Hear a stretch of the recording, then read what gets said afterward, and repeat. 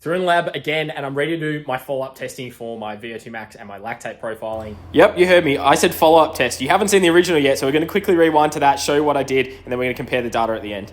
All right, so what's going on here? Maximal lactate steady state test, 5-minute stages, 4 minutes on, 1 minute recovery to allow me to take blood lactate and monitor some things. Started at 10 Ks an hour. Every block we went up by 1 K an hour until we saw blood lactate start to exponentially rise, which ended up being about 14 Ks an hour, and we'll touch on that a bit later. You see me jumping off the treadie here. This is the importance of having that 1 minute rest so that I could get everything sorted. It's hard to take it while you're moving. It's easy when I'm testing an athlete in the lab, but when I'm testing myself, I just wanted that time to be able to stop, take a really accurate sample, reset, get settled into the stage and get a nice steady state at the back end of that 4 minutes. And we're only going to threshold here. So once we got to about 14 Ks an hour, it started really ramping up blood lactate wise. That's where we cut this test protocol. We're just looking sub-maximal through to threshold. The thing that you can see on my face as well is what we call a VO2 master. Now, it's a portable oxygen consumption device. You would have seen maybe the Norwegians use this over the last little while. Really great intuitive device, and basically you can see there's no cables there. So I could have taken this and run out the door as long as it was still connected to my iPad in this case, or a phone, for example. But it gives me all the oxygen consumption data I need to be able to match that up and pair that up accurately with my blood lactate to get the most accurate training zones. It also allows me to do things like connect my stride power meter. So you can see my power numbers there, as well as obviously my heart rate and oxygen consumption data. Really, really interesting insights come from mixing all these together, and you can connect a bunch of other devices with it as well, which is really, really cool. So then fast forward about 8 weeks, we jump back in, same protocol, 4-minute stages, same intensities, 1 minute rest in between, still measuring blood lactate, VO2, power, etc. And I was starting to notice some changes in training and feeling a lot better and a lot fitter, but I want to pinpoint exactly where that was happening. So perfect time to jump in and retest now that we've seen a bit of training take shape. What I want to quickly highlight here before we get into the data, we're looking at 30-second averages in a moment rather than the breath by breath. You'll notice in the screen at the bottom there, it is a little bit volatile and alarming at times. VO2 coming up quite quick for the stage and a little bit high. The 30-second averages give us a more true reading. So that's what we're about to jump into, what actually changed and why over our training block. All right, so you've seen some of the testing, and I guess what is the purpose of it before I jump into the data and show you some of the numbers and how it all sort of comes out.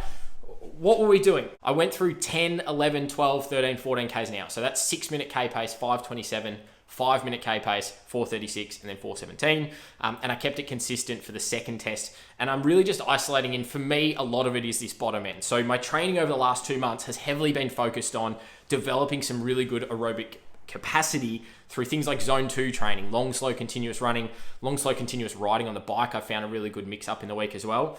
The stuff that I have to do from my umpiring side of things in my sport performance is the short, sharp aerobic power stuff. So that's where the high intensity efforts would come in from a training perspective, almost opposite to what most endurance athletes who might be watching this channel would typically see in their own training. Very, very good at the bottom end, don't quite have the top. Well, I'm kind of the opposite. Very, very good at the top, but I struggle when things start to string out because it's just not what I train for typically. In the future, maybe it's something I look more at if I don't have to worry about the umpiring side of things. Might go into triathlon, something else. But that's where I want to spend a lot of my time and develop. I also spent a lot of time in the last 2 months building some strength conditioning work in and really aggressively going after being a lot stronger in the gym, which is definitely, I can start to feel some improvement from an economy perspective. So what we're going to do here is we're going to dive into some of the data. How does it actually come out from a numbers perspective, and how do we make sense of some of this data is going to be the interesting insight. In all of these graphs, the blue represents my previous test or my initial baseline test, and the orange represents the test we just did, the set of testing that's most up to date, and the progression, if you like. So let's jump into the data, let's have a look, and see what some of the changes were. And we're going to start with something simple like heart rate, because this is one that a lot of athletes will see change over time, particularly as you get fitter. It's that common thing if you start to see, oh, my heart rate is reducing for that same intensity. And that's definitely something we want to do. A lot of the time, what we're really trying to look for here is, are we able to supply blood through the system more efficiently, more effectively, by having an increased stroke volume? Now, increased stroke volume can come through a number of different methods. Particularly the long, slow, continuous training is going to be great for developing the size of the heart, developing how much blood we can fill in, ultimately increasing that stroke volume. From a structural or functional perspective, in this short time period, what you can clearly see here is the orange line is significantly lower than what the blue is in each of those stages. So if you look at some of the numbers down the bottom here in the table, 5 beats lower in the first stage, 8 beats lower at 11 Ks an hour on average, hovers around that sort of 5 to 7 beat per minute range lower for the same speed. So clearly we're getting some change here, but in the time frame, it's probably not structural. It's not, the heart hasn't necessarily significantly grown. What we're probably finding is probably finding some increased contractility, so forcing more blood out of the heart per beat. And over time, we continue this trend, we'll start to see more and more of that structural adaptation take place. Because from a zone 2 perspective, most of my zone 2 running has been down at this 5:30, trying to get as close to that 5-minute K pace, but 5:30 and slower has really been where it was in that initial 3 weeks in particular. Some of you might be watching this going, well, why are you running zone 2 so high? Well, that is just relevant to me, and I'll show you some lactate data in a moment to sort of back that up and understand why that actually makes sense for where I'm kind of at. But we're seeing some really good change, and like I said, it's mainly functional change we're seeing. The big structural stuff, I would need to keep doing this for 6 months, 9 months, 12, and gradually continue to build year in, year out, which is what I'm planning to do a lot more of and a lot more consistently. It does get hard in the middle of my season when I need to get up for games and umpire games week in, week out to keep on that trend of being able to keep the long slow in there throughout the week. So that's the challenge for the next couple of months in particular as I get back into that. But starting to see some really great change, lower heart rates, and I'm starting to experience that. I can now go and run. You can see here the difference between 11 and 12 kilometers per hour. Basically the same heart rate. I'm just running that 1K an hour quicker on the treadmill in terms of a testing perspective. And I'm noticing that my easy runs, instead of being 5:30 pace on the flats, I'm getting a little bit closer to 5-minute K pace, 5:05s, and feeling just as comfortable and still well within that zone 2. So some really positive adaptation there to begin with. So if we move across and start looking at the VO2 data, this is where it gets a little bit interesting in terms of sometimes this trend is a good thing, sometimes this trend isn't such a great thing. And the reason I say that is because not always is increasing oxygen consumption or VO2 associated with better performance. In my case, my gut feel is that it is in this initial stage, but I'm going to keep an eye on this trend because higher oxygen consumption for the same work output is actually worsened economy in a lot of circumstances. So my running economy may actually not be as good as what I think if this trend continues to sustain. So say, for example, you can see it's 6-minute K pace at 10 Ks an hour here, very, very similar oxygen consumption. If this 36.6 on average increased to 56, it's at 6-minute K pace, it's not really that usable for me. So I want to keep an eye on that. Where I've started to see it change is more through 11, 12, 13, 14 Ks now. Now, I was at quite a low base heading into this initial test, so I do expect it to lift a little bit. Again, I just want to keep my eye on this. I'm not saying this is a definitively good trend, but also not necessarily saying it's a definitively bad one. I think it's still early in the preparation cycle and having a look. I was also using the VO2 Master in here, which I'm still playing around with because I do think there's some ways that sometimes the VO2 data can skew a little bit here and there, but it does a great job for the most part. I was playing with a new piece of tech for this type of testing, and so I don't have any comparisons using the old tech exactly where I'm at right now. When I say the older tech, the stuff I've been using for a longer period of time, this second test actually lines up better with what I would expect. This first one, I feel like I might have actually underread a little. So that we're just going to leave it there for the VO2 data because I think good to see it increasing, and increasing numbers generally is great.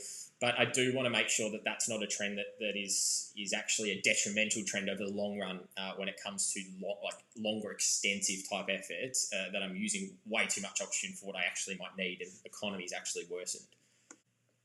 All right, so if we move on to power now, I think this is an interesting one on the back of that economy conversation to look at and go, well, is economy actually worsening because of that elevated oxygen consumption? Power is going to give us an interesting insight because if economy is improving, we should see some slightly reduced power because we're more effective, if you like, in our movement. And I think a lot of the change that I've seen here is very much down to what I've been doing in the gym, getting stronger, more resilient, bit of imbalance knocked out in terms of left versus right from my injured leg through last year into now. So I think a lot of that is really starting to take shape and not wasting as much energy on movements by being weak in certain positions. For example, impacting the ground through the midfoot and having my heel drop because my calf and Achilles wasn't necessarily strong and springy enough to sustain that impact before all of this prep. Now I'm sustaining that a lot better, and I'm feeling a lot springier and a lot more bouncy in my running, which I think is definitely helping. And you can see through the power numbers here, again, orange line is the new data. Mainly, it's a bit hard to see, but you can see generally we're a little bit lower, and these are all 30-second averages throughout each of these 4-minute blocks, generally a bit lower. And you can see it's starting to really take shape. 4:17 pace, 14 Ks an hour. 10 watts lower on average, which is a great little improvement there. Good improvements across the board a little bit lower, a little bit lower. So over time, I'm hoping that trend will just continue. I'm getting a greater speed return for the physiological investment, because that's what power is. And this was measured through the Stride Power Meter, the Foot Pod, which I've actually only started implementing at the start of this training block. And I've actually found it really useful to be able to get some of this running done in zone 2 and to lock me in on a pace. I've always struggled with that slightly elevated heart rate, as you saw before, and that's starting to improve. And so what I've found with power, though, I've mainly been focusing on that rather than heart rate. Heart rate's been a secondary metric and keeping an eye on it. But I've actually found it's much easier for me to go and run at, say, 230 watts in this training block than it has been to go and run at 155 beats per minute, and to try to keep it much more consistent, especially when I decide to go off-road and get into some trails and some different surfaces, softer surfaces. The power metric has been really, really interesting and really, really useful. But also having a look at it from the testing side of things and going, how are things changing? And we're seeing a reduction in power, but I'm producing the same speed at a much lower heart rate. Clearly, economy is working in the right direction, even though that oxygen consumption was up. So really, really happy with how this one's progressing. And I want to just keep collecting more data and more data about the Stride Power Meter. I might do a video soon about my experience with it in the past couple of months and using it and getting it hands-on. And clearly, it's having a positive effect for me. It's working in exactly with the philosophies and training I'm trying to implement and achieve. So really, really enjoyed using that. And then finally, on a respiratory side of things, we're going to look at some ventilation and respiratory rate trends, which I think is a really interesting byproduct of what I've been trying to implement through some of the zone 2 training in particular. And a lot of that has come down to some regulation of breath and trying to get a little bit more efficient and stronger from a respiratory muscle perspective to get the maximum bang for buck, if you like, out of my air intake, because that is a key component. If we can't get the air in the first place, there's no oxygen coming into the system at all. So, or there's no limited oxygen coming into the system. So we'll have a look at ventilation here. You can see, and again, it's one of those things similar to VO2 that sometimes high ventilation for the same workload isn't necessarily a good thing. We ultimately want to try and reduce that over the long term from an economy perspective. But what I think is really taking place here is when we combine this ventilation data with respiratory rate, I'm starting to see I'm getting a much deeper and better bang for buck in terms of how much air I'm getting in per breath, so that tidal volume. That's where the interesting insight is. So looking at ventilation here, you can see orange line a little bit higher across the board for each intensity, okay? But when we move across here to our respiratory rate, so how many breaths I'm taking per minute, orange line's that little bit lower. And that's that key one. I'm getting more air in, but I'm breathing less often. What does that mean? I'm actually taking slightly deeper breaths. You can see it starts to match up a bit more as we get to 14 Ks an hour, which is starting to get up there in terms of blood lactate, and I'll show you that in a moment. But lower intensities here, 1 breath per minute, a little bit lower, 3 breaths per minute lower, 4 breaths per minute lower, 4 breaths per minute lower. But we go back to ventilation, 2 litres per minute higher. 7 litres per minute higher, 8 litres per minute higher. Like these are significant increases in terms of ventilation. And even when we saw respiratory rate stay the same, this is that clear sign. Respiratory rate at the same intensity, 14 Ks an hour, we're getting an extra, 15 litres of air at 14 Ks an hour. So that's a really good indication that respiratory function-wise, again, functional adaptations, I'm starting to get a little bit more bang for buck out of the air that's coming in per breath, which means I don't have to breathe as frequently. So over the long term, in terms of something like 5-minute K pace, 5:30 pace, I'm going to be a lot more relaxed and it's going to be more sustainable, more economical for me. So some great positive change from a respiratory side of things really taking place. And that matches up quite closely with what's happened with heart rate. These functional changes over the short term that are allowing me to use the infrastructure I've got, but use it much, much more effectively to get a much better desired output in terms of overall oxygen consumption.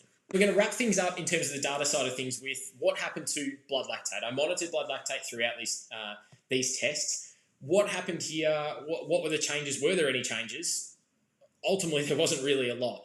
The December test, so that initial test on the left, on the right, we've got the January testing and obviously the same color coding system as what we had before. And what I've done is actually highlighted this 5-minute K pace intensity. And the reason for that is because that's the only clear difference in the lactate data. So even though my heart rate has started to reduce, my ventilation's in a much better place, we're starting to see some economy improvement. Again, a lot of some of the blood lactate stuff will be reliant on those big key structural adaptations that go on from a respiratory, cardiovascular, and muscular perspective to really take my endurance up another level. They're going to feed really critically into what my blood lactate is doing, particularly structural adaptations like transitional muscle fibers, so that muscle fibers in our system and in our body that if you train them more like an endurance, long, slow twitch fiber, they'll become and act and behave more like that. If you train them for the fast stuff, they'll behave more like the faster twitch fibers. So as I've gone through a much more aerobic, slower twitch focused, predominantly program in the last 2 months, we're starting to see maybe a little bit of that take place, but it's going to take much, much more training than 2 months to see that structural adaptation occur, which is why we've only really seen one blood lactate drop. So ultimately, my zone 2 has improved a little bit. The first clear change in blood lactate is a really good indicator for that. You can see last time 2.2, 2.1, stable blood lactate, then it jumped to 3.5. We saw ventilation increase, etc. At that point, clearly top of zone 2 is around that sort of 5:30 pace, which is why I did my long, slow running initially very, very slow, 5:30, 5:40, 6 minute. Now I can feel like I can push a bit closer to 5:10, 5:15. Clear drop in blood lactate. The first clear increase, yes, there's a small increase from 11 to 12 here, so 2.2 to 2.7, but that first big clear increase is actually happening in that next stage, 2.7 to 3.8. I also match this up with where ventilation starts to increase, so the ventilatory thresholds, if you're familiar with those terms, those can serve as a secondary measure of where is the body really starting to work a bit harder as that change of intensity increases. Blood lactate may be pretty constant, but ventilation is really spiking. Okay, clearly the body's under the pump here. It's just not reflected in this. Again, we're starting to see some change here. Is it as much as I would like? Probably not as much in particularly the blood lactate metric, but some fantastic other changes across the board. So that wraps up some of the data from all of my testing over this period, having a look at what has my training done and what has it achieved over the last 2 months, really, and some really good things are starting to take place as we saw, but it's going to be this process. Endurance is a process of consistency is always going to win, and over a long period of time is always going to be a better result. So those of you who've gone out and trained for 10 plus years are going to be well more advanced and a really consistent set of training over that time than someone who's only been training for 6 months. If you all start at the same level, over time is where we see a lot of those structural adaptations, and that's really, really critical for developing a really good aerobic engine. So hopefully you got something out of this video. Let me know your thoughts in the comments down below. What are the interesting insights? What are the takeaways? What are some of your thoughts on where we've been with this data? Do you want to see more like this? Do you want me to retest in another couple of months and compare and contrast again? Let me know in the comments down below, but I'm going to leave it there for today. Hopefully you enjoyed this one, and we'll see you in the next one.